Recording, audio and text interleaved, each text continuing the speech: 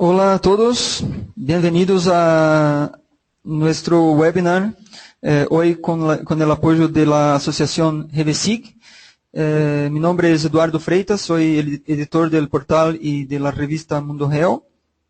Y también tendremos hoy la presencia de los ponentes Álvaro Anguix y Mario Carrera de la asociación GVSIG.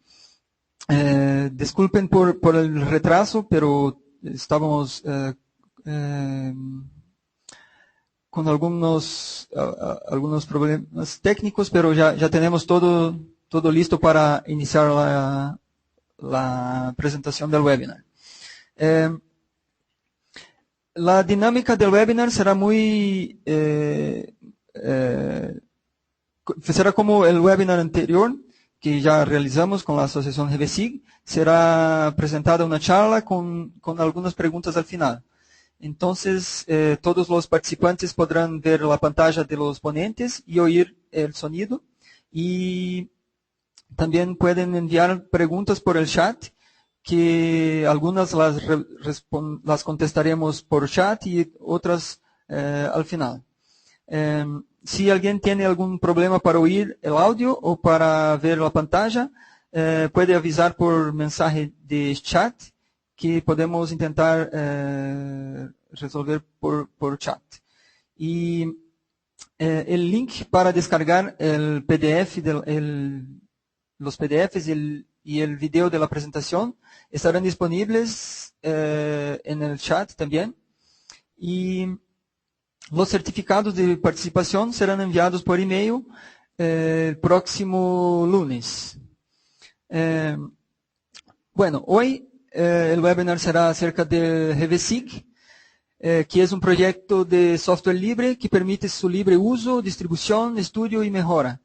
Durante este webinar de hoy se hará una breve introducción a las características del proyecto y su organización, y después se podrá ver una serie de demos en las que GVSIG mostrará su capacidad de trabajo como SIG vectorial, SIG raster, también como cliente IDE, en análisis de redes y también como SIG 3D. Los presentadores serán Álvaro Anguix, director general de la asociación GVSIG, y Mario Carrera, responsable de internacionalización y difusión de la asociación GVSIG. Bueno, ahora yo voy a cambiar la presentación para Álvaro y después yo vuelvo en la sesión de preguntas.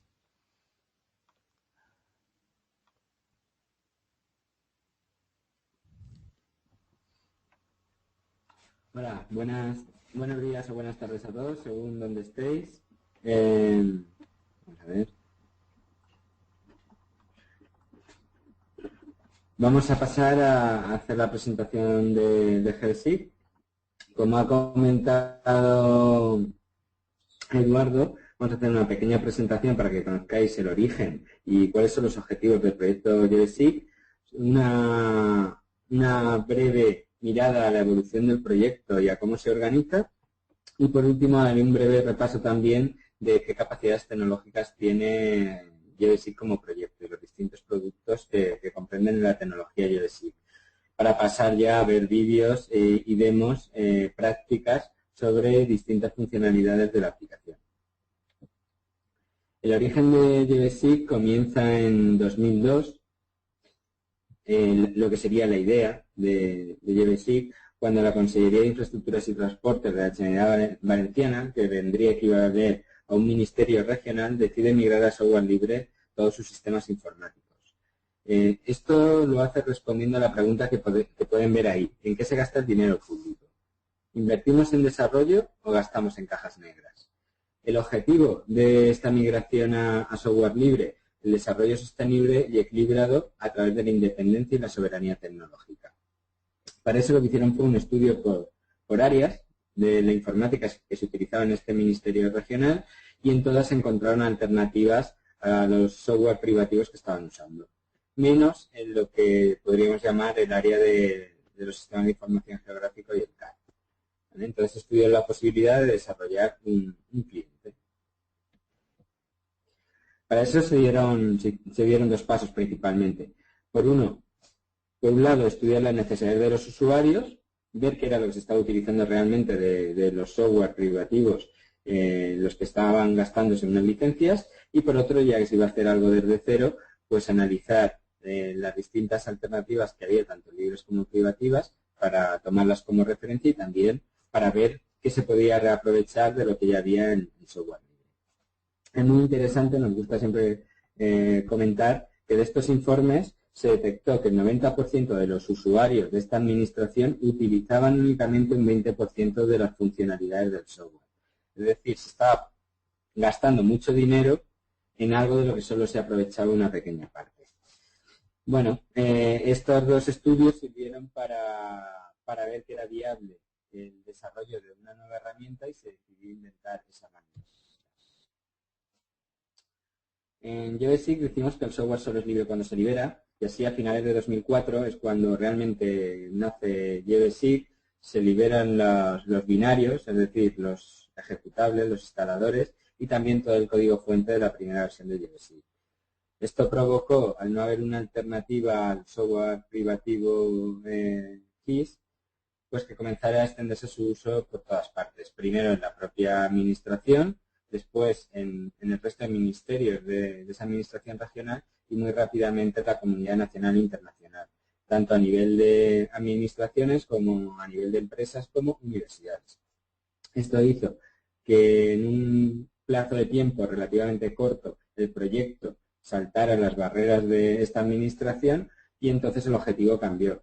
Ya no era cubrir las necesidades de un 20% de usuarios, de un 90% de usuarios de la administración, sino dar solución a todas las necesidades relacionadas con el manejo de información geográfica, basándose siempre en la integración de tecnologías libres. Es decir, tener un sistema de información geográfica integral. Los primeros resultados del proyecto pues, fueron dos productos. Por un lado, JBSIG Desktop, que sería la aplicación de escritorio, y por otro, JBSIG Mobile, que viene a ser un JBSIG orientado al trabajo de campo para dispositivos móviles. La licencia de JBSIG es la GNU GPL. Dentro del software libre hay muchos tipos de licencia, y aquí no vamos a entrar. Simplemente comentar que la GNU GPL es la más libre de todas. Nos da libertad de uso, de distribución, de estudio y de mejora. Y el coste de licencia siempre va a ser $0. La única restricción, si queremos llamarle restricción, que tiene esta licencia, es que nunca se puede cambiar. Cualquier desarrollo que se haga sobre JBSIG, cualquier nueva funcionalidad, cualquier producto derivado, debe mantener la licencia GNU GPL, es decir, siempre va a ser libre. También, como resultado de este proyecto, pues comenzó a consolidarse una comunidad internacional, primero de usuarios. Eso originó que posteriormente hubiera una comunidad de desarrolladores, y esto también significa que empezaron a haber necesidades alrededor de esta tecnología, con lo cual comenzó a consolidarse un tejido industrial alrededor del proyecto y en diversos países del globo. Desde un principio pensamos JBSIG como un proyecto algo más que técnico. Esto es algo que también repetimos constantemente. Si vemos, por ejemplo, esta imagen en la que hay distintos conceptos del proyecto JBSIG: arquitectura, desarrollo profesional, negocio, solidaridad, vemos que cualquier proyecto es complejo, no solo es algo técnico. Nosotros siempre hemos estudiado la evolución de otras aplicaciones libres con el objetivo de definir la estrategia para asegurar la continuidad de JBSIG. Veíamos que había proyectos muy buenos de software libre que acababan muriendo porque no se habían preocupado del aspecto económico, de sostenibilidad, o se había finalizado la financiación inicial, y otros proyectos que eran muy buenos y acababan siendo adquiridos por una gran transnacional, con lo cual volvíamos a un modelo muy similar al del software privado. Por tanto, nosotros siempre hemos aplicado y aplicamos la filosofía del software libre con una visión global, tanto en los aspectos técnicos como en los económicos y en los políticos o organizativos. Siempre hemos trabajado bajo la premisa de compartir el conocimiento, convirtiendo el conocimiento adquirido en conocimiento compartido, y conforme crecía el proyecto y aumentaba el número de actores, avanzando hacia una democratización de todas las áreas del proyecto, tanto económicas como las propias organizativas o técnicas. Facilitando la colaboración, sí, pero siempre de manera que se garantizara también la calidad, estableciendo los procedimientos de trabajo, de colaboración que permitieran tener un producto lo más profesional posible, y también facilitando la internacionalización, el que JBSIG estuviera disponible en cuantos más idiomas mejor. La misión de JBSIG a día de hoy podríamos decir que es una misión que va más allá de lo técnico. Es poner en marcha un modelo de producción, de negocio, de desarrollo, basado en los valores del proyecto JBSIG. La igualdad, la democracia, la solidaridad, la colaboración y el conocimiento compartido como modelo frente a la especulación con el mismo. Es decir, un modelo que nos permita producir más, que nos permita producir mejor y que nos permita producir de manera más justa. Producir mejor es algo lógico cuando hablamos de software libre, cuando tenemos acceso al código fuente, al conocimiento. Producir de manera más justa cuando la tecnología es accesible a todo el mundo, sin restricciones económicas, geográficas o políticas, pues también es algo lógico. Pero nosotros nos preocupamos también de ese producir más. Si queremos sustituir al sistema actual, debemos crear tejido industrial, debemos crear un número de empresas que colaboren entre sí y que sean más productivas que con el modelo privativo. En cuanto a la evolución y organización del proyecto, pues aquí mostramos unas gráficas de una herramienta de Google que se llama Google Insights, que lo que mide es la tendencia de búsqueda en Internet de una serie de términos. Comparando con el tercer SIG privativo más utilizado, que es Geomedia, vemos que ya en 2008 superaba en la intención de búsqueda. Y también podemos compararlo con ArcView y con Mapinfo, que son los dos líderes, principalmente todo lo que es tecnología de R, y vemos como la tendencia es de crecimiento en JBSIG y de decaimiento en el resto de tecnologías privativas. JBSIG está traducido a más de 25 idiomas. Está en inglés, portugués brasileiro, francés, alemán, suajili, chino, etcétera, etcétera. Tenemos constancia de que nuestro servidor, porque JBSIG está replicado en varios servidores por todo el mundo, tenemos descargas de más de 90 países, más de 100.000 descargas directas de una sola versión. Hay listas de correos donde se da soporte gratuito a la propia comunidad y lo da la propia comunidad. Toda una red social con blogs, planes de blogs, Twitter, Facebook, y es muy interesante los eventos que se celebran para ver la difusión de JBSIG, porque estos eventos los organiza la propia comunidad, las propias comunidades de JBSIG. En 2012 son las 8ª jornadas internacionales que se celebran en España, las 4ª de Latinoamérica y Caribe, que coinciden con las 2ª uruguayas, este año son en Montevideo, son unas jornadas itinerantes, las 3ª brasileñas, las 2ª argentinas, las primeras chilenas y las primeras rusas. Y ahí abajo tienen un enlace a una web donde vamos publicando casos de uso de JBSIG que nos envía el personal de la comunidad. Esta es la web de JBSIG, con algunos de los enlaces más interesantes, a las descargas, a la documentación, donde además pueden encontrar mucho material de cursos, de libros, para lo que sería autoformación, listas de correo, grupos de comunidades, etc. Más enlaces, que luego, como esta presentación va a estar disponible, pueden ustedes navegar por ellos. Las comunidades geográficas, JBSIG, además de su comunidad de usuarios y desarrolladores, como todo proyecto de software libre, tiene comunidades de interés. Entre estas comunidades que se autoorganizan está la comunidad argentina, la brasileña, la de Costa Rica, la italiana, paraguaya, rusa, uruguaya, francófona, universitaria. Y aquí tenéis el enlace a la imagen de 2 de las próximas jornadas que se van a celebrar. A finales de septiembre, las 4ª jornadas de Latinoamérica y Caribe, a finales de noviembre, las jornadas internacionales. Bien, como han visto, en muy poco tiempo JBSIG se convirtió en un proyecto de relativo éxito internacional y conforme aumentaba el tamaño del proyecto, sí que se hacía cada vez más necesario el desarrollo de unas tareas horizontales que, como comentaba al principio, garantizaran su calidad. Estamos hablando de la arquitectura del software, la coordinación de desarrollos, cuando cualquier persona de la comunidad enviaba una nueva funcionalidad, cómo integrarla de manera que estuviera disponible para la próxima versión. El testeo del software, la internacionalización, las traducciones, la formación, la difusión, la relación con otros proyectos, la búsqueda de financiación. Es decir, se hacía necesaria la construcción de una estructura profesional liviana, mínima, que fuera fácilmente sostenible y también garantizar una infraestructura tecnológica colaborativa.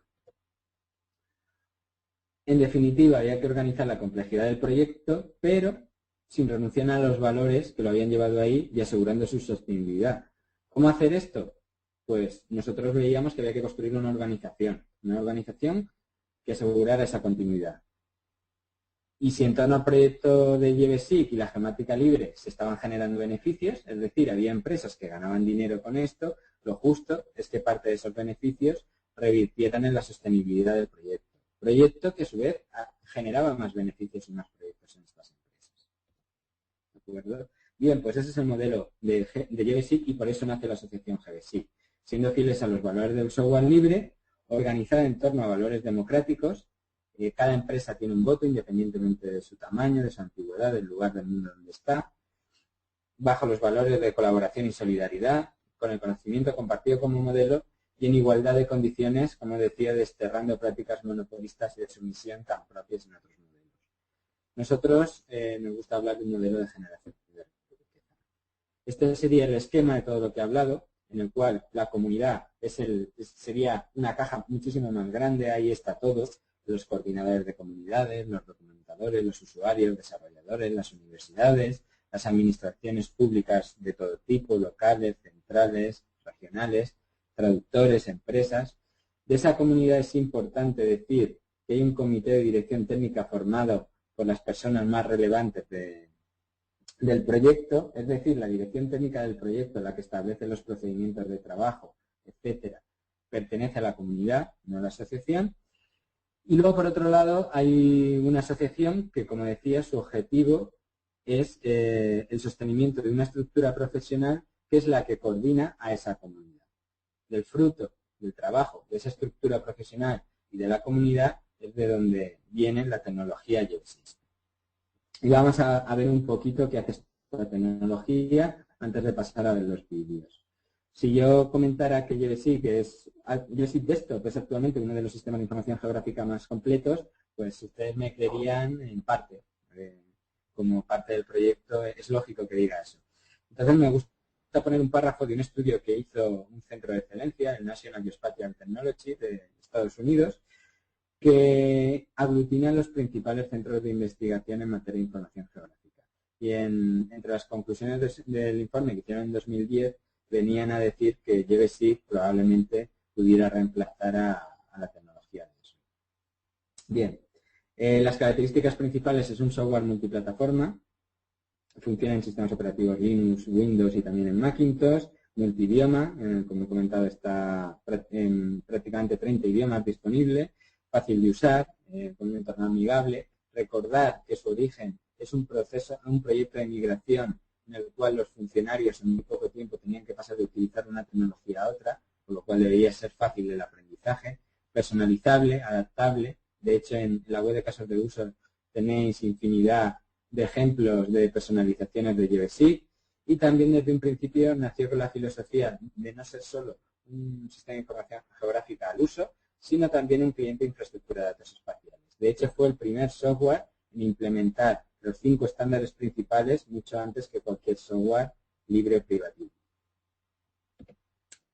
Este es el aspecto que tiene la aplicación, en el cual hay un documento vista donde vamos a trabajar con los mapas, vamos a poder crear nuestros propios layouts o planos y vamos a poder también trabajar con datos alfanuméricos. GeoBasic permite acceder a todo tipo de formatos, tanto vectoriales como raster. En la parte vectorial me atrevo a decir que cubre las necesidades del 99% de los usuarios, y ahora veremos algunos vídeos, ejemplo de simbología, geoprocesamiento, georreferenciación. En cuanto a infraestructura de datos, ahí tenéis algunos de los estándares que soporta GeoBasic, el WMS, WCS, WCS, acceso a catálogo, nomenclator. Hay una extensión que facilita la publicación de vistas en esos estándares, tanto para NoServer como para GeoServer. En raster tenemos muchas herramientas, también acceso a todo tipo de formatos raster, y vamos a ver algunas de ellas. Luego en edición, pues lo que intentamos es que no haga falta utilizar un programa de CAD como AutoCAD o MicroStation para editar, sino poder hacer la edición de cartografía dentro del propio GeoBasic, y para ello pues tiene una serie de herramientas implementadas. Simbología avanzada, pues podemos crear todo tipo de leyendas que podemos encontrar en cualquier sistema de información geográfica, y también tiene un constructor de símbolos para diseñar nuestros propios símbolos. Etiquetado, tanto básico como avanzado, con todas las posibilidades que podamos imaginar. Geoprocesamiento avanzado, en el cual GeoBasic implementa tanto geoprocesos desarrollados por el propio proyecto como de otras librerías en software libre como Grasos Estante, por lo cual a día de hoy pues hay más de 500 geoprocesos disponibles en JBoss, con lo que lo difícil es no encontrar un geoproceso que necesitemos. La parte de tablas, en la cual vamos a poder hacer enlaces, relaciones, sacar estadísticas, filtros, etcétera. Un constructor de planos, que luego vamos a poder exportar a PDF o imprimir en nuestra impresora, con todas las herramientas típicas de cualquier sistema de información geográfica para insertar datos. Y luego, pues, tenemos una serie de extensiones que van a complementar la funcionalidad JBoss. Algunas de ellas es la de análisis de redes, algunas de las más importantes, que nos va a permitir pues trabajar con topología de red, ya sea un callejero, ya sea una red de agua, una red de gas, etcétera. Y bueno, pues tenemos ahí las distintas herramientas para trabajar con este tipo de proyectos, áreas de influencia, áreas de servicio, proveedores más cercanos, matrices. Otra de las extensiones más significativas es la red 3D, que nos va a permitir trabajar con una vista 3D plana o con una vista 3D esférica, como podría ser el caso de Google Earth, y en la cual pues, bueno, vamos a poder hacer extrusiones de edificios, vamos a poder hacer animaciones, insertar edificios realizados con Google SketchUp, etc. Y seguimos trabajando en otros proyectos, también algunos de los más significativos, la parte de sensores para tomar datos en tiempo real de contaminación acústica, ambiental, oleaje, etcétera, etcétera. Cualquier sensor se va a poder comunicar mediante estándares con JBoss. Series de mapas, principalmente orientados a institutos cartográficos, mejoras en 3D, datos LIDAR, scripting. Luego también estamos trabajando en productos sectoriales, algunos de ellos educación, carreteras y aguas. JBoss Mobile sería un JBoss en el cual le quitamos todo aquello que no tiene sentido para el trabajo de campo, para un dispositivo móvil y dejamos todo lo demás. Eso a distintos formatos, edición. Y aquí tenéis unas imágenes del aspecto que tiene esta aplicación. JBoss Mini vendría a ser un visor de información geográfica, más que un sistema de información geográfica, con acceso a datos como OpenStreetMap, WMS, búsqueda, rutas y orientado pues para smartphones que funcionan con Android. Ahí tenéis también unas imágenes de JBoss Mini. Otro producto que se va a liberar en breve, JBoss Educa, este proyecto nace de un convenio con el gobierno de Uruguay dentro del proyecto del plan Ceibal, en el cual se pone un ordenador por niño para la educación primaria y secundaria y que tendrá una primera versión que se llamará JBoss Batobi, que se presentará en breve tiempo. La idea es que los niños puedan estudiar geografía utilizando la tecnología.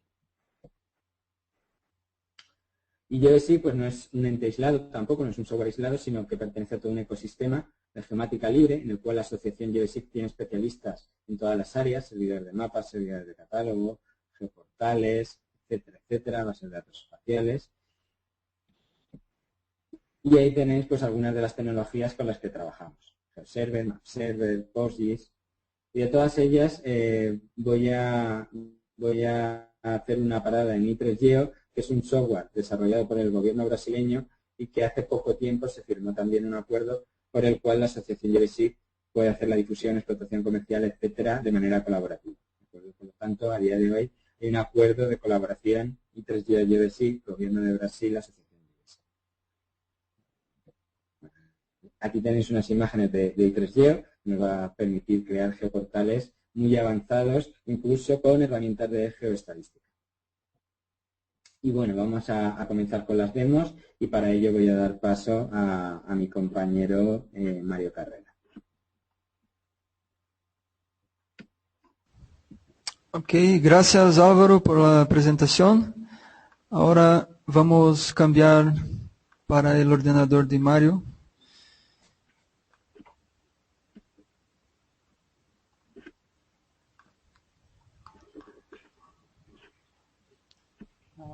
Hola Mario. Hola, buenas tardes. ¿Se escucha ya? Sí, se escucha muy bien. Vale, pues vamos a comenzar con las demostraciones de GeoBoss. Vamos a ver varios vídeos sobre las principales funcionalidades. En este primer vídeo vamos a ver lo que sería el GeoGebSig básico. Aquí podemos ver, cuando arrancamos GeoGebSig, podemos ver los tres tipos, los proyectos se componen de tres tipos de documentos. Por una parte están las vistas, donde vamos a insertar la cartografía. Por otra parte las tablas, que es donde serán las bases de datos, tanto asociadas a los ficheros vectoriales de nuestras vistas, como bases de datos que podamos cargar en fichero CSV, en fichero DBF. Y luego, finalmente, los mapas, que sería la salida gráfica de nuestras vistas, donde podemos insertar la leyenda, norte, la escala, etcétera. Entonces, lo primero que se debe hacer, podemos crear tantas vistas, tablas y mapas como queramos. Lo primero que debemos hacer es añadir una nueva vista y podemos cambiar sus propiedades. Tenemos las unidades de medida, tenemos también el sistema de referencia de la vista. En este caso tenemos que es 23030, que sería UTM en uso 30. Con ED50 y finalmente abrimos la vista. En la vista tenemos tres partes. Aquí es donde nos aparecerá todas las capas que tenemos cargadas, tanto raster como vectorial y tanto ficheros locales como servicios remotos. El orden en el que aparecen aquí en la tabla de contenidos será el orden de visualización en nuestra propia vista. Y finalmente tenemos esta pequeña ventana que es para configurar un localizador, que luego veremos un ejemplo. Lo primero que debemos hacer es añadir capas a la vista. Tenemos distintos tipos de capas. Por una parte, los ficheros tanto en local como en nuestra red. Por ejemplo, si estamos en una administración, podríamos acceder a otro ordenador y cargar ficheros de ese otro ordenador. Tenemos servicios web remotos y tenemos también capas de anotaciones. Lo primero que hacemos, vamos a elegir en este caso un fichero y aquí tenemos los distintos distintos formatos que soporta GeoGebSig. Podemos cargar distintos ficheros vectoriales, shape, DGN, DWG de AutoCAD, etcétera, y ficheros raster, que en este caso, seleccionando este driver, se comprende gran cantidad de ficheros, JPEG, BMP, TIFF, MRSID, etcétera. En este caso vamos a cargar dos ficheros shape que tenemos en local, una capa de barrios y una capa de manzanas, y aquí tenemos el sistema de referencia de esas capas. Concretamente están en UTM-30, que están en el mismo sistema de la vista, por lo tanto se cargarán directamente en su sitio. Aquí vamos haciendo zooms y vamos ahora a configurar el localizador, que es lo que habíamos dicho para la ventana esta. En este caso seleccionamos una capa que ocupe la misma extensión de las capas que tenemos en la vista, en este caso la de barrios, que ya habíamos agregado en la vista, y ahora con el botón derecho y con el botón izquierdo podemos o realizar ventanas en una zona concreta o desplazar esa ventana. Con el botón derecho hemos desplazado esa ventana y con el izquierdo la hemos realizado directamente sobre el localizador. Ahora hemos puesto la capa activa de manzanas y aquí tenemos las propiedades de esta capa.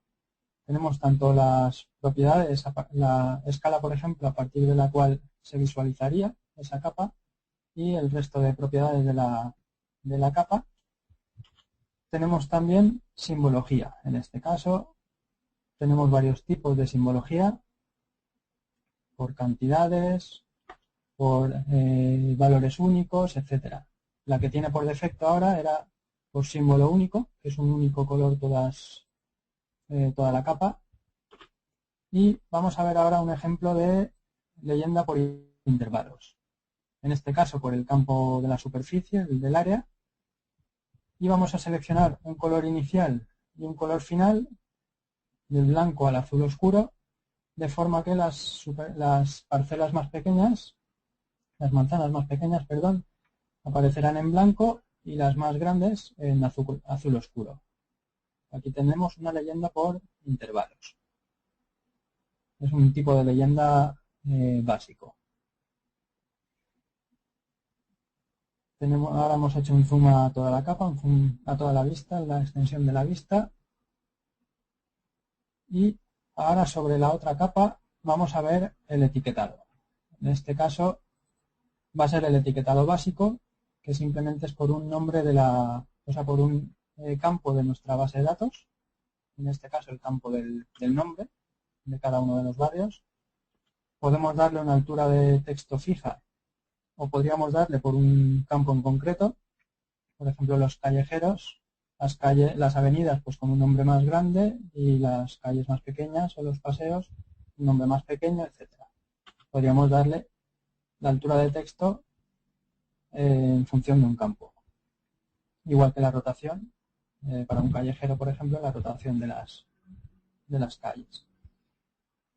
Y aquí vemos, con el tamaño que le hemos puesto, que tenemos ya etiquetados cada uno de los polígonos de los barrios. Deshabilitamos ahora el etiquetado y vamos a ver nuevas herramientas. En este caso tenemos otra forma de movernos por la vista, que es el gestor de encuadres, donde si por ejemplo estamos trabajando en distintas zonas de nuestra vista, podemos guardar esos encuadres con un nombre. En este caso, por ejemplo, lo guardamos como norte. Y este encuadre, al haberlo guardado, luego podemos volver. Ahora, por ejemplo, vamos a otra zona de la vista y luego podemos recuperar esos encuadres guardados que habíamos guardado, en este caso el del norte, y aquí tenemos el encuadre que habíamos guardado antes.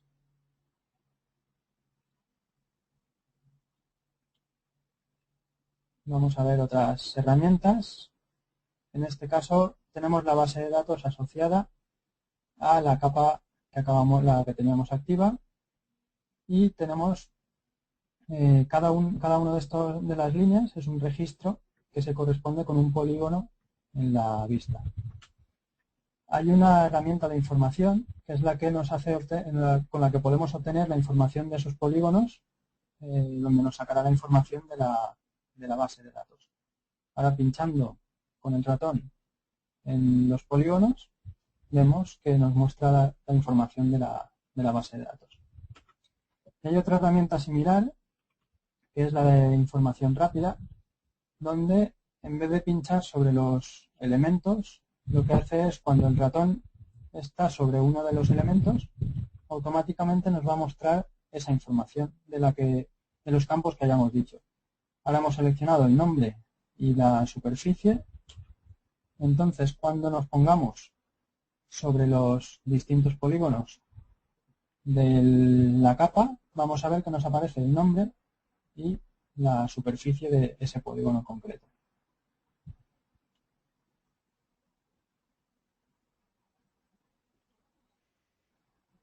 Vamos a ver ahora lo siguiente, que son las herramientas de selección.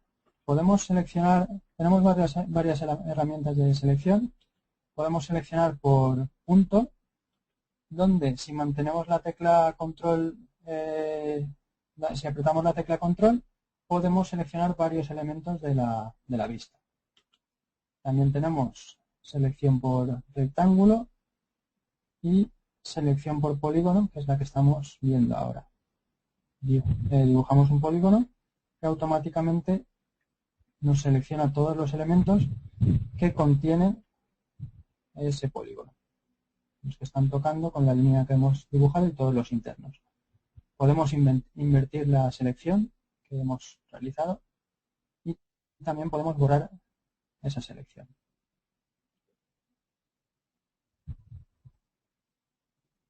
Ahora seleccionamos por rectángulo y podemos ver en nuestra base de datos dónde están los elementos seleccionados.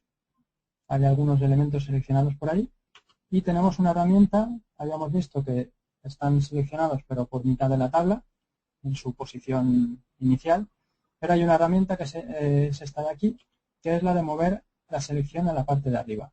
Entonces nos movemos y vemos que todos los elementos seleccionados están en la parte de arriba de la tabla.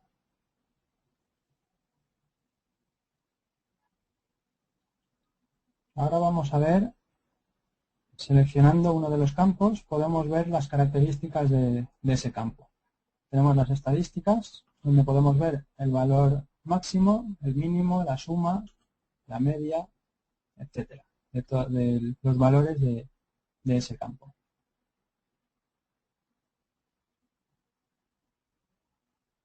Cerramos la base de datos y también podemos medir tanto distancias como, ahí podemos ver en la parte de abajo tenemos la distancia del último tramo en el que nos encontramos y el total de del recorrido del itinerario que estamos haciendo.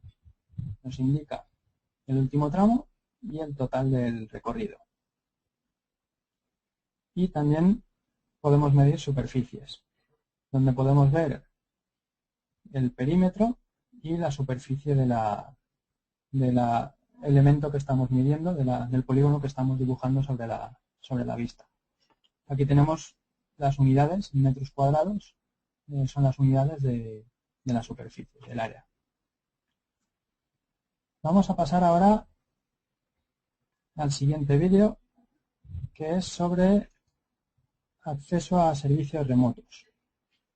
En este caso, Geodesic como cliente IDE, infraestructura de datos espaciales. Hasta ahora hemos accedido solo a ficheros en local, pero vamos a acceder ahora a servicios remotos. Aquí tenemos las distintas pestañas. El WMS es el de consulta y visualización, es el servicio web básico. Tenemos aquí la URL del servidor, en este caso es un servidor que está aquí en España, es el Plan Nacional de Ortofotografía Aérea. Hay gran cantidad de servicios web accesibles, todos son gratuitos, directamente desde Geodesic es conectarse y podemos cargar las capas que tiene cada servidor. Aquí tenemos la información del servidor y aquí más información. Y en la siguiente pestaña es la de las capas. En este caso, este servidor solo dispone de una capa, que es la del Plan Nacional de Ortofotografía Aérea. Podemos cambiarle también el nombre de la capa y hemos añadido la capa a visualizar. Aquí hay otra pestaña con los estilos, que según el servidor nos ofrecerá unos estilos u otros. En este caso tenemos solo uno por defecto. Y finalmente los formatos. El servicio WMS, el Web Map Service, lo que hace, nosotros como origen siempre podemos tener tanto capas vectoriales como capa raster. En este caso es una capa raster, es ortofoto. Pero siempre el resultado lo vamos a visualizar como una imagen. Tanto si es vectorial como si es raster, nosotros lo visualizaremos como una imagen. Por lo que tenemos que seleccionar el formato de salida. Y tenemos que seleccionar también el sistema de referencia que se corresponderá con el que tenemos en nuestra vista.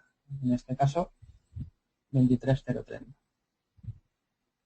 Una vez aceptamos, lo que hace es una petición al servidor y vemos que se visualiza. Este servidor está preparado para que a escalas lejanas se visualice el topográfico. El mapa topográfico, aquí podemos ver, porque no tiene sentido visualizar la ortofoto con esas escalas.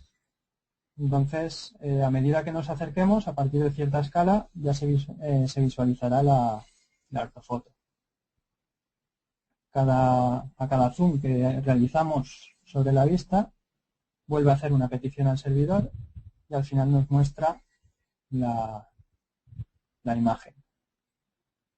Y ahora sigue realizando zooms. Ahora vuelve a hacer la petición al servidor. Seguimos viendo el topográfico, pero ahora ya a partir de cierta escala veremos que tenemos la ortofoto. En este caso, aquí ahora ya podemos ver la ortofoto. Vamos a ver ahora un nuevo tipo de servicio web, que en este caso es el de acceso avanzado a información vectorial. El WFS, Web Feature Service, lo que hacemos es, las capas van a ser vectoriales y nosotros las visualizaremos como si tuviésemos un fichero shape en local. Vamos a conectar al servidor ahora, hacemos una conexión y le damos a siguiente, vemos la información del servidor. Y aquí es donde visualizamos ya qué capas tenemos disponibles. En este caso vamos a seleccionar la de ejes lineales, son todas vectoriales. Y en esta pestaña podríamos seleccionar los campos que queremos que nos visualice. En este caso vamos a seleccionar todos los campos. Le damos a siguiente. Aquí podemos seleccionar los elementos máximos que queremos que nos visualice. Son 10.000, por ejemplo. Y podríamos también realizar un filtro que nos muestre solo los elementos que cumplan un filtro concreto de la base de datos. Y finalmente también podríamos hacer que nos muestre solo, que nos cargue solo los elementos de un área en concreto, que no nos cargue toda la capa. Le damos a aceptar y vuelve a hacer la petición al servidor. Este tipo de servicio carga gran cantidad de datos, por lo que tarda un poquito más que el WMS, pero después de hacer la petición, ahora veremos que carga la capa sobre la vista. Esta capa, a diferencia de la anterior, donde nosotros no teníamos acceso a diferencia del WMS, donde nosotros no tenemos acceso a la base de datos ni podemos crear una leyenda, porque la leyenda viene configurada por el administrador del servidor. En este caso, en WFS, sí que podemos ver que tenemos todos los datos de la base de datos. Podemos realizar una leyenda, por ejemplo, por valores únicos, por el tipo de vía. Podríamos hacer ahora esta leyenda. Incluso cambiar, si no nos gusta alguno de los colores, lo podemos modificar, o el ancho. Y una vez aceptamos, vemos que de toda la capa que era azul, ahora ya tiene los colores que le hemos asignado a esta capa. Y estamos trabajando sobre un servidor externo. Podemos cargar cualquier servidor que esté en cualquier parte del mundo.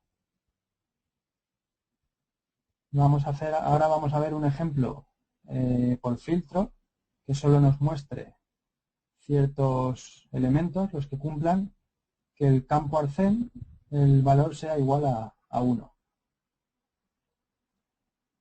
Y aquí aceptamos y ahora nos mostraría solo los registros de la base de datos, los elementos de esta capa, cuyo el valor del campo arcén sea igual a 1. Aquí tenemos que son ya menos elementos de lo que habíamos cargado antes, que era toda la capa.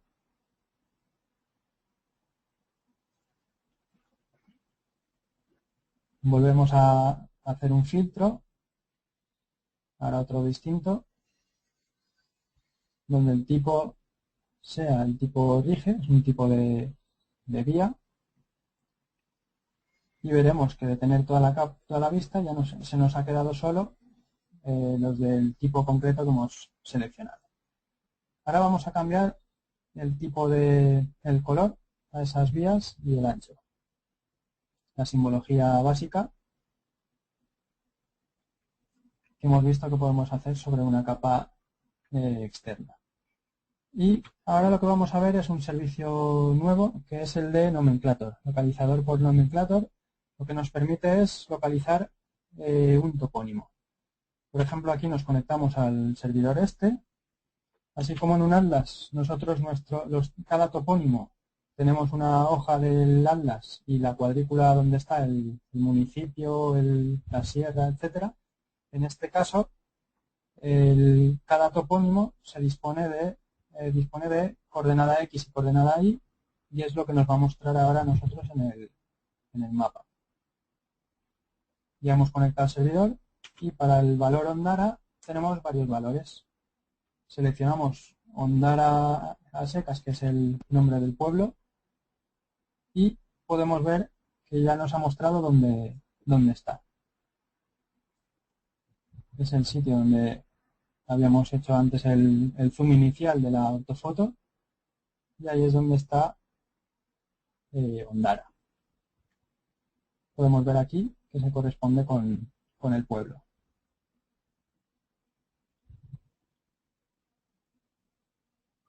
Aquí hemos hecho otro zoom.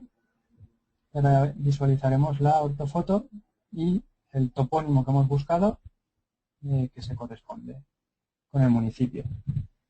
Ahora vamos a ver otro tipo de... Dentro del WMS habíamos visto antes una ortofoto, pero ahora vamos a ver, conectamos a otro servidor y vamos a cargar una capa que es vectorial.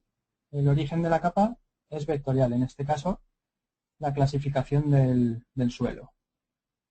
Añadimos esta capa y hemos dicho que con WMS siempre vamos a visualizarla como una capa raster, aunque sea el origen vectorial, pero nosotros la vamos a visualizar como raster. Seleccionamos el sistema de referencia y aceptamos.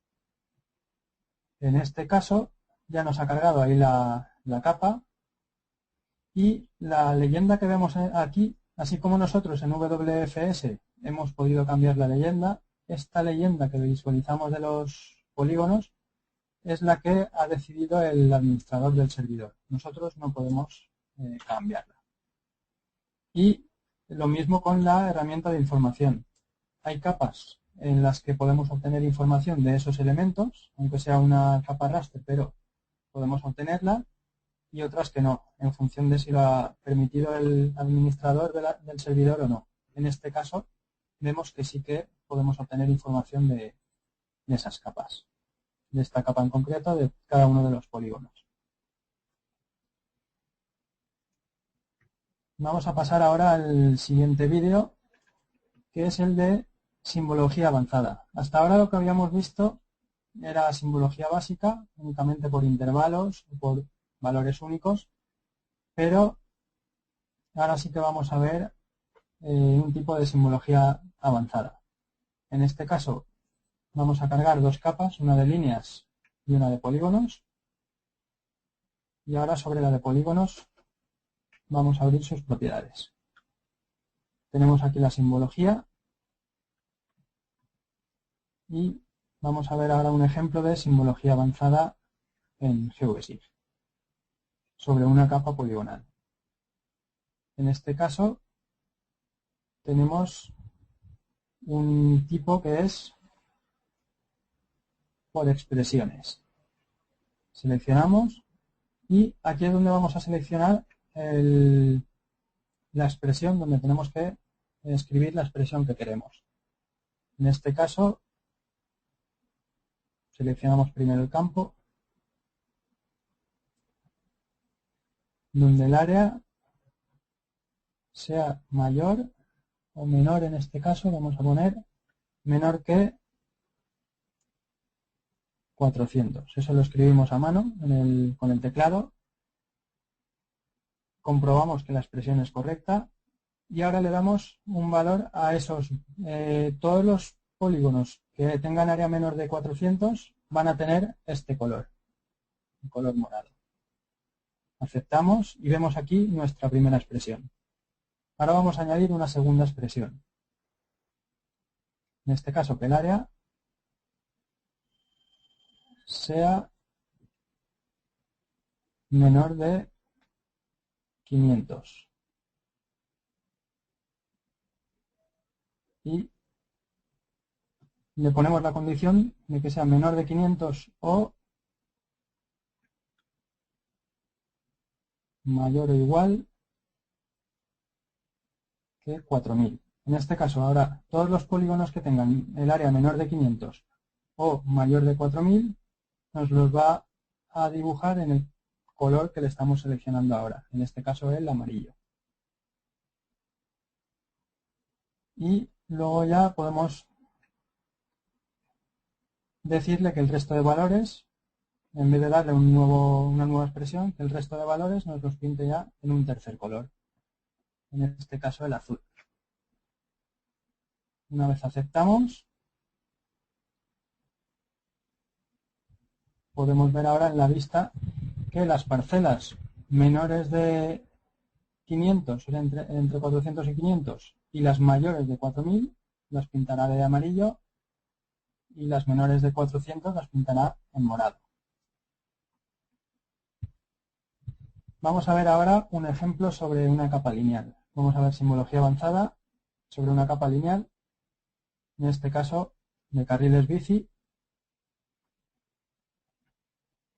Tenemos aquí un fichero shape y vamos a seleccionar ahora por símbolos proporcionales. Aquí en función de un campo nos hará un tamaño, en este caso desde 1 hasta 10, y por el campo código. A mayor valor en el campo código nos lo pintará con un grosor u otro. Y vamos a personalizar ese tipo de línea. Aquí tenemos varios ejemplos, varios formatos. En este caso, una línea que es gris y negra a trazos, y esta es la composición. La composición de las capas podemos ver que es lo que forma esta de aquí arriba. Vamos a modificar ahora este tipo. Modificamos el color de una y el ancho, y modificamos el color de la otra a menor ancho también, y vamos a añadir una tercera capa. En este caso va a tener más ancho, por lo tanto, al estar en la parte de abajo, servirá de fondo sobre las otras dos líneas. Entonces vemos aquí la previsualización, que esa verde que hemos añadido más gruesa, la tenemos por debajo de la otra línea. Y aquí podemos seleccionar también el patrón de relleno. Podríamos hacer, en este caso, tenemos la regla, y es la que nos puede ayudar a hacer nuestro patrón de relleno. Ahora aceptamos. Y podemos también guardar esta simbología que hemos creado como carril. Por ejemplo, le ponemos nombre carril, y si accedemos a la biblioteca de símbolos, vemos que nos la ha guardado aquí, para poder recuperarla para próximas veces. Una vez aceptamos, podemos ver el resultado en la vista. ¿Veis algunas más gruesas y otras más finas? Eso es porque en función del campo código, del valor del campo código, nos ha dibujado más o menos gruesa la línea, con el tipo de línea que ya habíamos seleccionado. Aquí vemos los 3 tipos de grosores, por ejemplo, 3 o 4 tipos de grosores en función del campo código.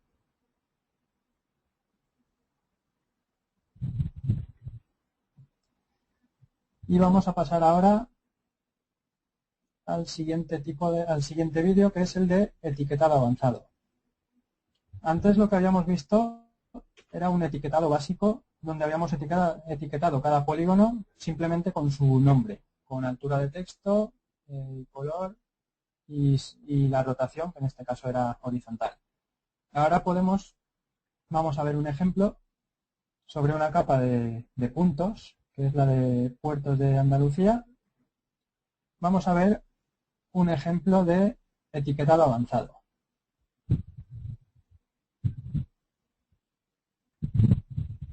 Vamos a definir etiquetas definidas por nosotros, y cada una de manera diferente. Ahora seleccionamos un primer tipo de etiqueta, y empezamos a seleccionar la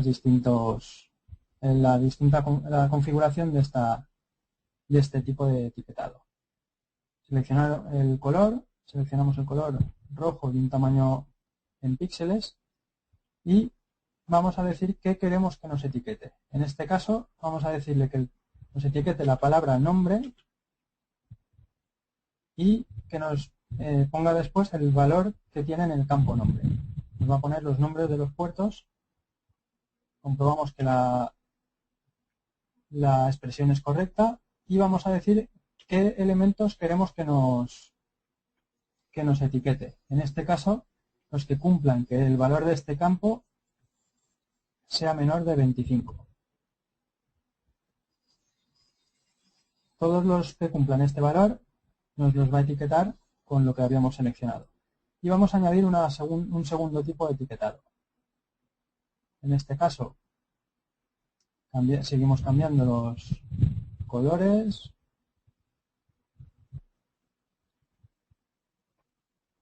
Son las propiedades del texto y ahora añadimos qué queremos que nos etiquete.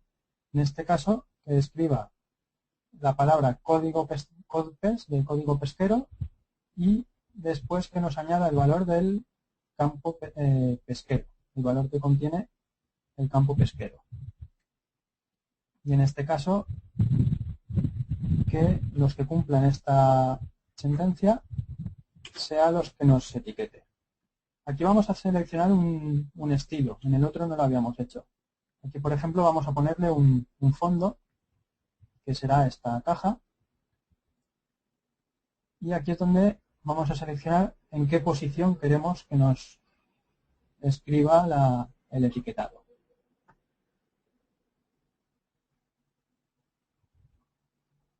Una vez le damos a aceptar, también podemos cambiar la colocación, por ejemplo. Esta es la ubicación de las etiquetas. Podemos personalizarla en función de las prioridades máxima, media o mínima. Ahí hemos configurado la posición de las etiquetas. Podemos guardar esa configuración también para poderla utilizar posteriormente.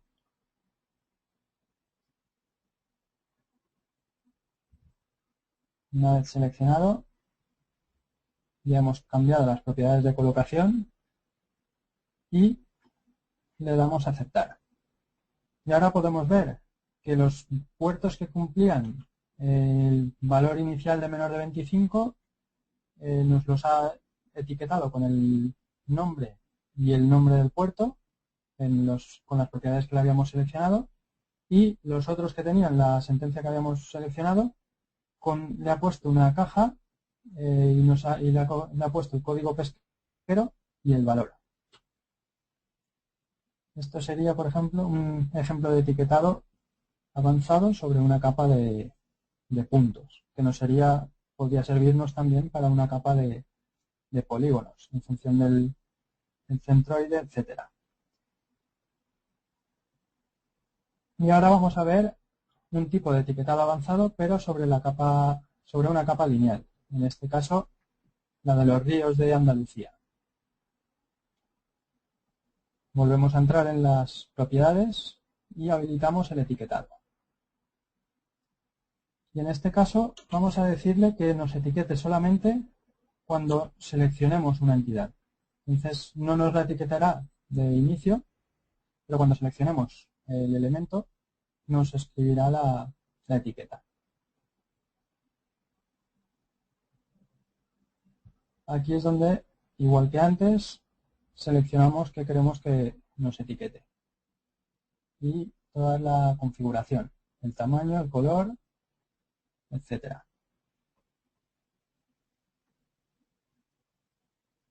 Le decimos 10 píxeles. Y ahora seleccionamos lo que queremos que nos etiquete. En este caso va a ser únicamente el nombre.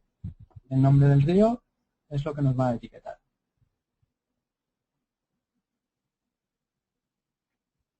Y, por otro lado, la longitud. Hemos seleccionado dos expresiones.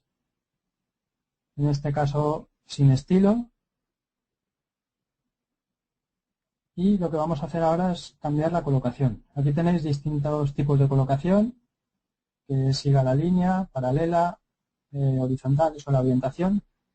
Luego la posición, si es sobre la línea, arriba o abajo. También la ubicación. Y si queremos que nos elimine o no las etiquetas repetidas.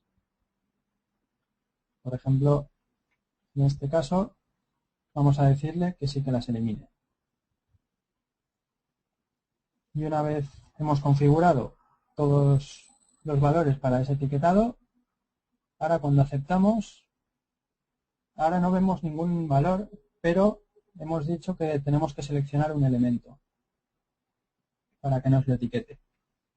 Ahora con la herramienta de selección que habíamos visto antes por punto, en cuanto pinchamos sobre el elemento vemos que nos ha puesto el nombre y la longitud. Es lo que habíamos seleccionado para el etiquetado. Vamos a ver ahora las principales herramientas de edición. Tenemos con GeoGebSig podemos crear nuevas capas vectoriales o editar capas ya existentes y poder salvarlas. Hay algunos formatos que no salva GeoGebSig, pero sí que se pueden editar y salvar como uno de los formatos que permite GeoGebSig. En este caso tenemos una capa de la ortofoto, tenemos una zona con varias manzanas y vamos a crear una capa. Tenemos aquí el nombre de la capa y el tipo. En este caso va a ser una capa poligonal. Aquí es donde definimos los campos que queremos que lleve nuestra nueva capa. Va a ser un campo de momento que aquí le ponemos el nombre del campo. En este caso buildings. Y el tipo es tipo string, o sea, tipo texto, con una longitud máxima de 20 caracteres. El siguiente paso es seleccionar el fichero de salida. Este es el nombre del fichero shape que vamos a guardar. Y finalmente, una vez le damos a finalizar, vemos que nos ha abierto una consola y nos ha añadido la barra de herramientas con las herramientas de edición. Tenemos aquí todas estas dos barras con las herramientas de edición. Lo primero va a ser empezar a dibujar elementos. Para eso vemos que nos ha activado la polilínea, el polígono, círculo, etcétera. Ahora, por ejemplo, con la polilínea, nosotros podemos, bien con el botón derecho del ratón, o bien aquí en la consola tenemos también los valores, podríamos escribir, por ejemplo, una vez estábamos dibujando el polígono, podríamos hacer un arco o finalizar el polígono simplemente poniendo la letra correspondiente en la consola. Vamos a dibujar ahora otro polígono y un tercer polígono. Los distintos elementos que vamos dibujando, nosotros podemos copiar esos elementos, podemos moverlos, podríamos crear simetría, rotarlos, escalarlos. Podríamos crear polígonos internos, o sea, lo que sería un polígono isla, con un vacío en el medio, lo que serían los donuts que se conoce. Podríamos también editar los vértices, tanto insertar nuevos vértices como eliminar algún vértice de los existentes en el polígono. Y podríamos también, por ejemplo, recortar esos elementos. Aquí en este caso, como hemos dibujado esos tres elementos, se corresponderán en la base de datos con 3 registros, como vemos aquí. Si pinchamos en cada uno de ellos podemos rellenar los datos y vemos que se selecciona cada uno de los elementos. Finalmente, vamos a finalizar la edición y esto nos guardará el fichero shape en la carpeta que le habíamos dicho. Si vemos la base de datos, tenemos los 3 elementos que habíamos creado. Esto sería las herramientas de edición básica. Y finalmente vamos a ver las herramientas de geoproceso. GeoBasic dispone de un gestor de geoprocesos donde ahora veremos cuáles están disponibles. Tenemos en este caso 2 capas que son una de municipios de Andalucía, una capa poligonal, y una capa de ferrocarriles, que es una capa lineal. Si abrimos el gestor de geoprocesos, podemos ver, vamos abriendo los distintos tipos, podemos ver que podemos hacer buffers o áreas de influencia, enlace espacial, podemos hacer diferencias, intersecciones, recortes, tenemos ahí gran cantidad de geoprocesos. En este caso vamos a ver el del área de influencia. Vamos, por ejemplo, a la capa de ferrocarriles, la seleccionamos aquí, ferrocarriles, vamos a crearle un área de influencia de 100 metros a cada lado. Entonces tenemos una línea y lo que nos creará es un polígono. Ponemos aquí 100 metros, que sería el buffer, la distancia. Vamos a decirle que nos disuelva entidades. Entonces lo que hará es cuando el buffer de un elemento toque con el elemento continuo, lo que nos disolverá ese polígono y nos creará un único polígono. Y finalmente seleccionamos también el fichero de salida. En este caso va a ser un fichero nuevo, un fichero shape, que le ponemos ahí le escribimos el nombre en la carpeta que queremos. Una vez aceptamos, empieza a procesar y ahora veremos el resultado. Nosotros teníamos una capa lineal y ahora veremos que el resultado es una capa poligonal. Ponemos la capa encima, la de ferrocarriles, para que veáis el resultado. Y aquí podemos ver la capa de ferrocarriles, que es la línea, y los 100 metros a cada lado.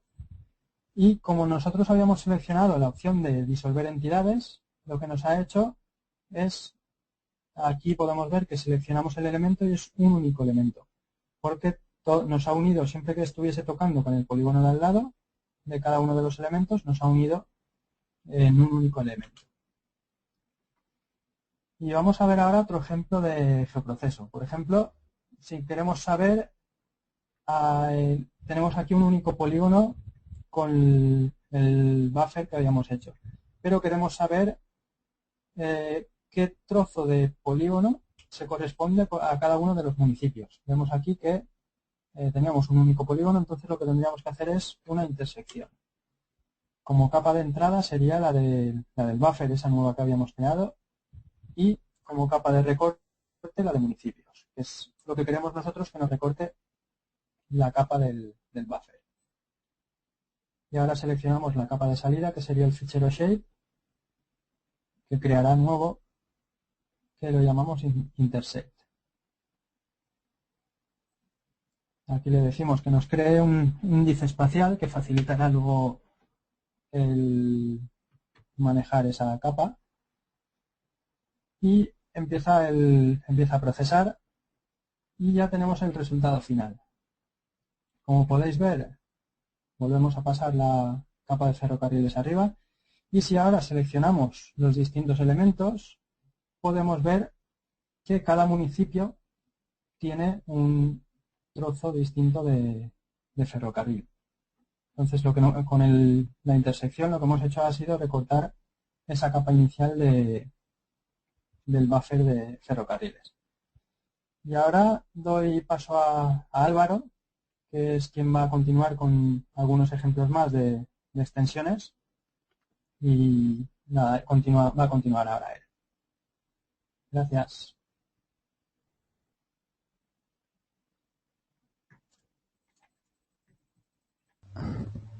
Gracias, Mario, por la presentación. Hay muchas preguntas, pero ahora vamos para la presentación de Álvaro y después tendremos una sesión de preguntas y respuestas. Vale. Ya estoy cambiando para el ordenador de Álvaro.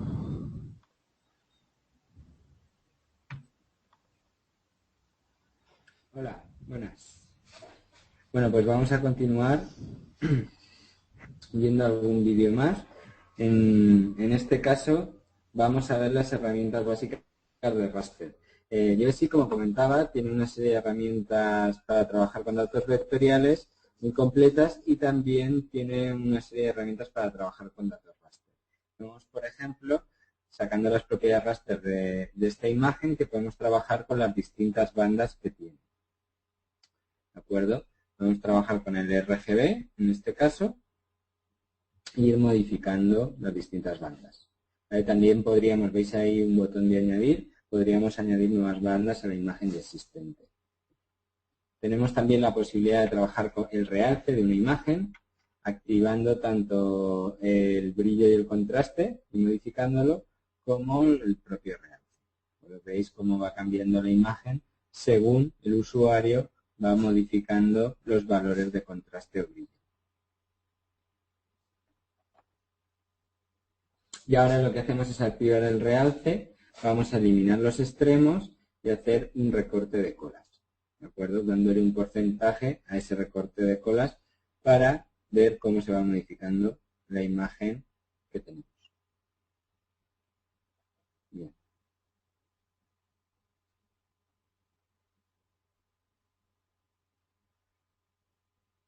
Como comentaba, imágenes raster se pueden acceder a cualquier tipo de formato, desde MrSeed, TCW, a cualquier tipo de formato como Envy, ERDAS, PC Raster, Geotip. Bueno, ahora lo que está haciendo es, tiene dos imágenes cargadas y sobre una de ellas le estamos dando una opacidad, es decir, una transparencia, de modo que podemos ver la imagen que tiene debajo. Y en este caso se veía la evolución de un puerto de la ciudad de Valencia en una serie de años. En general, en la pestaña general, podemos definir, además de ver las distintas características de la imagen, podemos definir la escala máxima y mínima de visualización. Bien. Vamos a ver ahora las herramientas de georreferenciación de JBSeq. La georreferenciación es muy interesante. Bueno, ahí veis las distintas herramientas de raster. Vamos a seleccionar el menú de transformaciones geográficas y georreferenciación. Vamos a trabajar con cartografía de referencia en este caso, que es la vista que tenemos, y vamos a añadir una fotografía cercana a la zona en la que estamos trabajando que no tiene coordenadas, es decir, no está georreferenciada. Nos va a abrir una nueva área de trabajo, en la cual en la parte de la izquierda tenemos nuestra vista de georreferenciación, donde ya teníamos una imagen georreferenciada. Ahí podríamos tener también un shapefile, un DWG, un DGN, cualquier imagen que tengamos en la vista. Y por otro lado, en la parte derecha de la pantalla, lo que vemos es una imagen que no tiene coordenadas de ningún tipo. ¿De acuerdo? Si os fijáis, abajo hay dos controles, dos ventanas que pone control de zoom, que lo que se está viendo es precisamente lo que el cuadro muestra aquí. Pues es una ventana que podríamos modificar con el cursor y que nos va a permitir controlar la ventana de zoom. ¿Esto por qué se va a hacer? Porque la georreferenciación se basa en puntos de control. Tendremos que ir localizando áreas en las dos imágenes comunes, puntos comunes, y esos puntos, como veis, se van introduciendo en la parte de abajo, en el cual se muestra la XY del terreno, es decir, de la vista georreferenciada, la XY de la imagen que tenemos que georreferenciar. Conforme añadamos puntos de control, también se va a activar la columna RMS, que es el error medio cuadrático. En cualquier momento podemos eliminar puntos de control, ¿de acuerdo? Modificarlos, etc. Cuando hemos visto que seleccionábamos la opción de georreferenciación, veíamos que teníamos distintas posibilidades de georreferenciación. Entre ellas la georreferenciación afín, que va a depender de los puntos de control que le demos. Siempre es recomendable tener 3 puntos mínimos de control y intentar que no estén en línea recta, que formen un triángulo. Y también estaba la georreferenciación polinomial. La georreferenciación polinomial depende del grado que le demos, así se van a necesitar de puntos de control. Igual que la affine con 3 es suficiente, la polinomial va a depender de una fórmula que es el grado que le demos más 1 por el grado que le demos más 2 dividido entre 2. Si, por ejemplo, si le quisiéramos una georreferenciación polinomial de grado 2, necesitaríamos 6 puntos de control. En este caso estamos haciendo una affine, con lo cual con 3 puntos de control va a ser suficiente.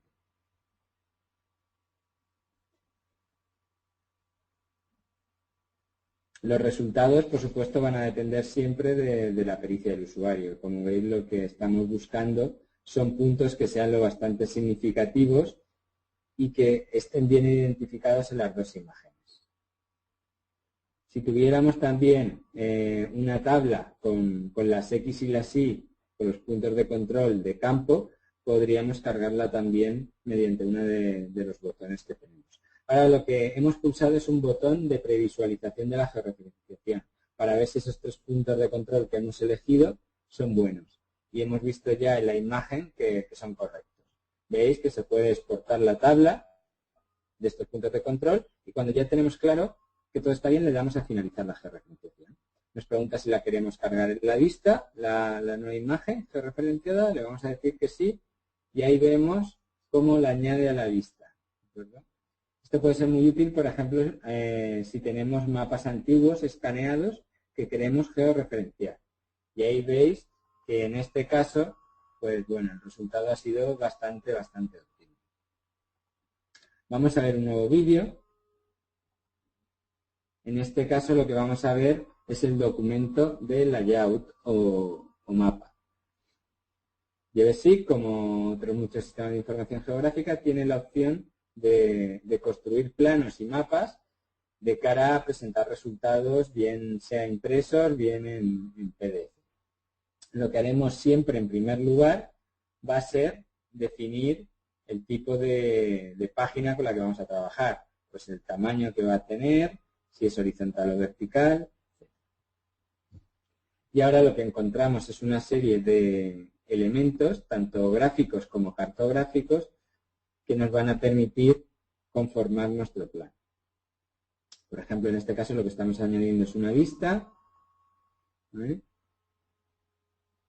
que va a estar siempre enlazada con la vista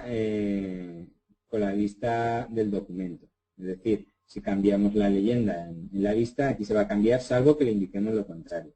Vamos a poder añadir también, por ejemplo, una escala gráfica. Veis que hay distintos diseños de escalas gráficas y tenemos una serie de opciones para configurar las divisiones que quedamos a la izquierda, el número de intervalos, etc. Bueno, una característica importante de GBSIG es que en un mismo proyecto podemos tener tantos layouts, tantos planos como queramos. No tenemos que tener un layout por proyecto como ocurre en otros software. Veis que tiene una escala automática, porque lo hemos definido que sea escala automática, pero también podríamos indicarle la escala concreta que queremos. En este caso, para la vista que tenemos insertada, le vamos a especificar una escala de 1 a 10.000. Habéis visto que hay la posibilidad también de girar la vista. Podemos girar cualquier elemento que insertemos en nuestro layout. Y bien, al ponerle una escala fija, pues nos había quedado un poco apelotonado todos los números y hemos cambiado el número de intervalos. Vamos a añadir también otros elementos cartográficos, como puede ser una cuadrícula, un grid, en el cual vamos a decirle el intervalo de cada uno de los símbolos, ya sean puntos o líneas. Y en el caso de ser puntos, pues lo que vamos a hacer es seleccionar uno que tenga su lógica dentro de una grilla, como es una cruz. Y de color amarillo para poder visualizarlo correctamente. Vamos a aceptar. y ya veremos nuestra grilla de coordenadas, ¿de acuerdo?, con el símbolo que hemos indicado. Como podíamos ver, también, además de un símbolo puntual, podrían ser líneas, la línea de paralelos y meridianos. Vamos a poder añadir también un símbolo de norte, ¿de acuerdo?, que GeoBasic tiene una cantidad de símbolos de norte predefinidos, pero podremos añadirle otros nuevos. Y vamos a poder insertar también una leyenda para poder identificar en esa vista qué significado tiene cada uno de los colores. Al insertar la leyenda, realmente lo que nos muestra es la tabla de contenidos de la vista y vamos a poder seleccionar qué capas queremos que se muestren en la leyenda y cuáles no. En este caso, por ejemplo, la imagen no tiene sentido que se muestre la leyenda. ¿Vale? Y bueno, podemos insertar también un localizador, ¿de acuerdo?, en el caso de que lo tengamos en la vista, de manera que se vea cuál es el área de trabajo. Todo layout o todo mapa se puede guardar como plantilla y utilizarse en otros proyectos. Lo cual, si definimos una plantilla elaborada, pues lo lógico es guardarla para poder reutilizarla. Y luego podemos añadir una serie de elementos no cartográficos, como son cuadrículas, como son imágenes, como pudiera ser el logo de la administración o de la empresa, y en este caso pues estamos añadiendo un título, un texto a nuestro plano.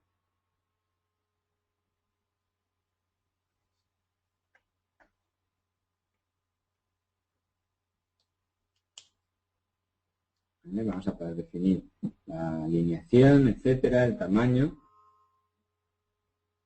Y ya por último, para acabar, vamos a añadir una imagen.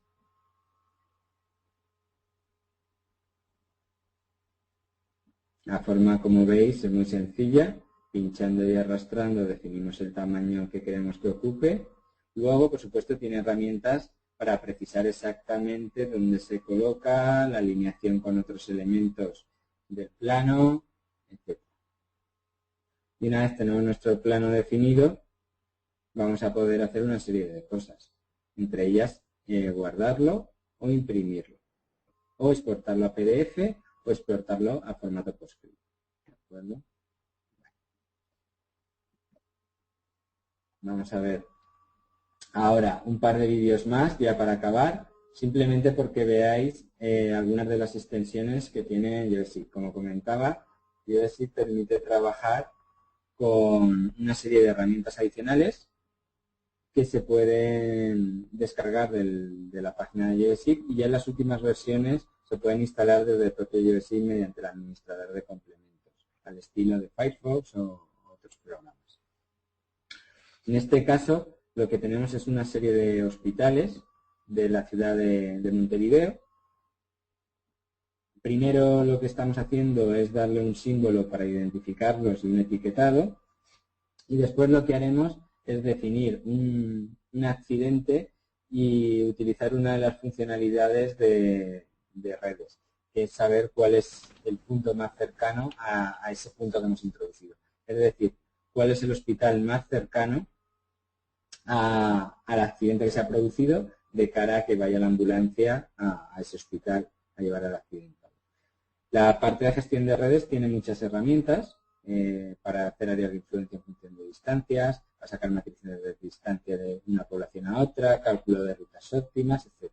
Entonces, simplemente vamos a ver una de las muchas que tiene para que veáis las posibilidades que tenemos también de trabajar con redes. Veis que hemos cambiado la simbología y el etiquetado, como antes ha mostrado Mario, y ahora lo que vamos a utilizar es una herramienta de centrar la vista en un punto. Sabemos las coordenadas de un accidente, le vamos a dar esas coordenadas X e Y, y lo que va a hacer la aplicación es marcarnos ese punto, ¿de acuerdo? Nos va a decir dónde está y nos va a marcar ese punto en la vista. Vale. Que lo tenemos en la parte central. Ahí se marca un punto que es donde se ha producido nuestro accidente. A partir de aquí, lo que vamos a hacer es indicarle que hay una parada, un flag, que es el que va a tener en cuenta para buscar el lo que se llamaría el proveedor más cercano. Este tipo de funcionalidad, igual que lo estamos haciendo para un accidente en unos hospitales, podría realizarse para temas de geomarketing, para estudios de mercado.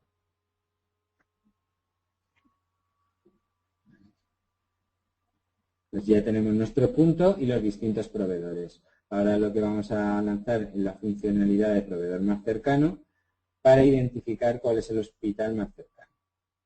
Se nos abre una nueva ventana de diálogo donde le vamos a indicar el límite de hospitales en los que queremos que busque. En este caso hay 6, pero podríamos decirle que como máximo realice la búsqueda en 5, en 4, en 3. Y también le podemos indicar un límite máximo de costo, es decir, una distancia máxima a la que se encuentra el proveedor. En este caso le hemos indicado 2.500 metros, con lo cual aquellos hospitales que estén a más de 2,5 kilómetros no los va a tener en cuenta. Y también le estamos indicando que nos guarde la capa con la ruta. Bueno. Como veis, al ejecutar la aplicación, inmediatamente han aparecido los costes, es decir, las distancias desde nuestro punto a cada uno de los hospitales. 1.130 metros al hospital número 2, 1.300 al hospital 3, etc. ¿De acuerdo? Con lo cual ya podemos ver rápidamente cuál es el más cercano y a cuál tendría que ir la ambulancia. Bueno, esto ya digo, era un ejemplo de una de las muchas funcionalidades de redes. Y ya para acabar, vamos a ver otra de las herramientas, que es la de extrusión. En este caso, estamos trabajando con la extensión de 3D. La extensión de 3D, como comentaba, nos permite trabajar tanto con una vista esférica como con una vista plana en 3D. Aquí lo que hemos añadido es un servicio WMS, Web Map Service, en el cual pues hay una cartografía de España. Estamos haciendo un zoom a la ciudad de Valencia y ahora vamos a añadir un archivo. Un archivo que contiene una serie de parcelas de edificaciones de la ciudad. Este archivo es un shapefile. En la extensión de 3D, que tiene muchas funcionalidades, ya digo que podría dar para un webinar, hoy vamos a ver solo una de ejemplo. Lo que le vamos a indicar en este caso es la altura base de la capa. Le hemos puesto 10 metros, con lo cual va a estar a 10 metros del suelo. Lo lógico sería ponerla a 0, pero bueno, en este caso le hemos puesto 10 metros. Ahora le vamos a dar una simbología en 3 dimensiones, en este caso una extrusión. Esta capa shapefile tiene un campo de atributos que es la altura de los edificios. ¿De acuerdo? En una columna de la tabla están indicados los edificios. Por tanto, el campo de clasificación seleccionado es el de altura y lo que le estamos diciendo es que el valor de extrusión es 4. Es decir, va a multiplicar por 4 cada uno de los valores de esa tabla. ¿Por qué por 4? Porque lo que contiene esa tabla son las alturas de los edificios, las alturas de cada uno de los pisos. Consideramos que cada piso tiene 4 metros, con lo cual un edificio que tiene solo un piso lo eleva a 4 metros, un edificio que tiene 2 pisos lo eleva a 8 metros. Bien, y con esto vamos a acabar. Podríamos enseñar muchas más cosas, pero la idea era que tuvierais una visión general de lo que hace JBSIG y a partir de aquí pues pasamos a la ronda de preguntas que contaba yo. Muchas gracias. Muchas gracias Álvaro y Mario por las presentaciones. Tenemos acá muchísimas preguntas, pero como no podemos hacerlas todas, tenemos acá algunas. Una primera pregunta de Jimmy Pavón. ¿Cómo se puede formar y organizar una comunidad GBSIG en una universidad o en un país? ¿Se oye? ¿Tengo sonido? Sí, se oye. Vale. Bien, para formar una comunidad, lo único que tienes que hacer es ponerte en contacto con el proyecto. En la web de JBSIG tienes el mail de contacto, o a través de las listas de correo, o en la presentación de hoy también había un email de contacto. Entonces, simplemente ponerte en contacto con nosotros diciendo que quieres colaborar para bien formar una comunidad, bien unirte a la comunidad que ya exista, y a partir de ahí pues damos las instrucciones, recomendaciones de cómo hacerlo. Hay ya muchas comunidades formadas y, bueno, pues ya digo, depende del país, será unirte a ella o bien ser coordinador de una nueva, ¿de acuerdo? Y luego, pues bueno, ahí ya el trabajo, más que definirlo nosotros, lo define la propia comunidad. Hay comunidades que lo que organizan son jornadas, que tienen reuniones de trabajo, que montan sus propias listas de correo para autoorganizarse, para hacer difusión, etc. Caiu o som para mim. ¿Vale? Creo que está contestada. Dale, dale. Otra pregunta de Miguel González. Si se puede utilizar Revesig para generar un CD que contenga mapas y que sea independiente de su instalación o comunicación en la Internet. Sí, a ver, Revesig permite conectarse a Internet para acceder a cartografía que hay en Internet, pero puede trabajar independientemente de Internet, cargando solo ficheros que tengamos en local. Y por supuesto se puede grabar en un CD con su cartografía que tenga en este CD o DVD y distribuirlo. Recuerdo que la licencia de Revesig es GPL, que permite su libre uso, distribución, estudio y mejora. Con lo cual no hay ningún problema ni técnico ni legal para hacerlo. Ok. Isabel Silva tiene una pregunta acerca del idioma de Revesig. Si es posible cambiar de idioma en el Revesig. Sí. Revesig, cuando lo instalamos, nos preguntan qué idioma queremos trabajar y bueno, ahí aparecen los casi 30 idiomas en los que está disponible, y una vez lo seleccionamos, por defecto, cuando lo abres por primera vez, aparece en el idioma que has seleccionado. Pero en cualquier momento se puede cambiar el idioma de la aplicación. Hay un botón que se llama Preferencias, en el cual se pueden definir distintos aspectos de la aplicación y uno de ellos es el idioma. Entonces, en cualquier momento podríamos cambiarlo de un idioma a otro. Ok. Una pregunta de Marcelo Stabile, que hace unos días fue difundida la noticia de la integración entre Revesig y i3Geo. Entonces, a él le gustaría entender mejor cómo es la integración de Revesig y el i3Geo. Vale. Hay varios aspectos de esa integración. El más importante es la unión entre iguales, entre dos proyectos que entienden el software libre de la misma manera, con unos mismos valores, una misma filosofía y que se unen para sumar esfuerzos. Esa integración a nivel de proyecto es la más importante. En ese sentido, a partir de ahí, pues hay distintas maneras de colaborar. Una de ellas, pues además de estar i3Geo en software público brasileiro, está disponible en la página revesig.org. Se está traduciendo a muchos idiomas la información de i3Geo de manera que se extienda más allá de lo que sería la comunidad brasileira, que era sobre todo donde era conocido, y luego a nivel técnico pues están dando pasos también. Pues por ejemplo hay una extensión en Revesig que permite cargar una vista de poniendo el enlace de i3Geo, igual que poníamos el enlace en WMS, podemos cargar en Revesig esa información. Y de forma contraria, i3Geo tiene una herramienta que permite abrir una vista de Revesig, un GWP, y automáticamente se te cargan esas capas en tu geoportal de i3Geo. Pero ya digo, esa integración va mucho más allá del aspecto técnico. Es una integración entre iguales para sumar esfuerzos dentro de una misma filosofía y dentro de una misma manera de entender el software. Ok, gracias Álvaro.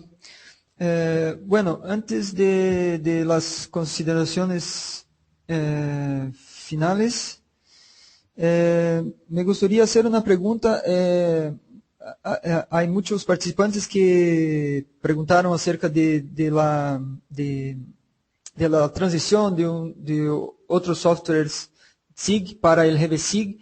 Entonces, para los que quieren empezar con el uso del GBSIG, ¿cuáles son sus sugerencias para entrenamientos y también material que esté disponible para los que quieren empezar con GBSIG? Sí. Hay dos maneras principalmente y no son independientes una de otra. Por un lado está el autoaprendizaje, alguien que quiere formarse por sí mismo, ¿verdad? En ese sentido, el proyecto GBSIG libera, igual que libera todo el software, libera toda la documentación que produce. En la web del proyecto hay un apartado que se llama documentación, donde se pueden encontrar materiales de todos los cursos y talleres que hemos realizado, con los archivos que se utilizan para realizar los ejercicios, de manera que una persona se pueda descargar todo el material y poder empezar a formarse. No solo eso, sino que también hay muchos cursos y talleres que ha preparado la comunidad y que los ha cedido al proyecto y que también están disponibles. También hay un apartado dentro de documentación que se denomina libros, donde hay varios libros que son interesantes. Hay un libro que se llama Del Monte al Rodal, que versa sobre el uso de GBSIG en el ámbito forestal, también con ejercicios prácticos. Otro sobre GBSIG como herramienta de gestión catastral. Hay uno que se denomina GBSIG, algo así como para el uso en cooperación, donde también hay ejercicios para realizar. De manera que hay mucha documentación para que un usuario por sí mismo pueda aprender. Además de esto, a todo usuario que quiere introducirse con GBSIG, sí que le recomendamos siempre que se inscriba a las listas de usuario, porque ahí va a poder preguntar cualquier duda, cualquier problema, va a poder mandar sugerencias, va a poder interrelacionar con el resto de usuarios de la comunidad, con lo cual es un soporte muy bueno y gratuito. Y luego además, pues tenemos toda una oferta de cursos, tanto presenciales, que dependerá pues del país donde nos soliciten el curso, pues tendremos socios locales o no que puedan dar el curso o tengan que desplazarse, y también tenemos un portal de formación online que es gbsig-training.com, donde cada semestre publicamos una serie de cursos, no solo de GBSIG, sino también de otras tecnologías libres como PostGIS, MapServer, GeoServer, cursos en distintos idiomas y también cursos para usuarios y para desarrolladores que quieran también introducirse al desarrollo de GBSIG. Con lo cual, tenemos todo tipo de posibilidades para que un usuario aprenda. También comentar que la transición es muy sencilla. Si alguien sabe manejar ArcGIS, si alguien sabe manejar Geomedia, MapInfo, le va a costar muy poquito aprender GBSIG, porque está diseñado para que sea muy fácil de aprender. Y en muchas cosas, además, se asemeja o se ha inspirado en otros software, por lo cual es relativamente sencillo aprender. Ok, bueno, les agradezco a todos, a los participantes, también los ponentes, Álvaro y Mario, a todos de la Asociación GBSIG por el apoyo a nuestro webinar. Esperamos que podamos hacer otros seminarios en línea con la Asociación GBSIG. Algunos recordatorios. Las preguntas que no se pudieron realizar se responderán por email. Enviaremos el report con las preguntas a la gente de la Asociación GBSIG y después pueden contestar por email. Los certificados digitales serán enviados por email por Mundo Real el próximo lunes. Los materiales, el video del webinar quedarán a disposición en el hot site del evento, que ya enviamos por el chat. Y les invitamos a participar en los próximos webinars. Tendremos uno mañana y otros webinars la semana que viene. Y también a nuestro evento presencial, Mundo Real Connect, que se realizará en 2013, del 18 al 20 de junio en São Paulo, Brasil. Bueno, Álvaro y Mario, les pido sus consideraciones finales para cerrarnos la sesión. Bueno, por nuestra parte, agradecer a Mundo Geo por todo el apoyo y la difusión a un proyecto como GBSIC. Gracias también a todos los asistentes que han aguantado casi 2 horas de charla. Y bueno, invitarlos a que prueben GBSIC, a que se unan a esta comunidad y también a todos aquellos que tengan la posibilidad que asistan a alguna de las jornadas próximas de GBSIC que se van a realizar. Muchas gracias.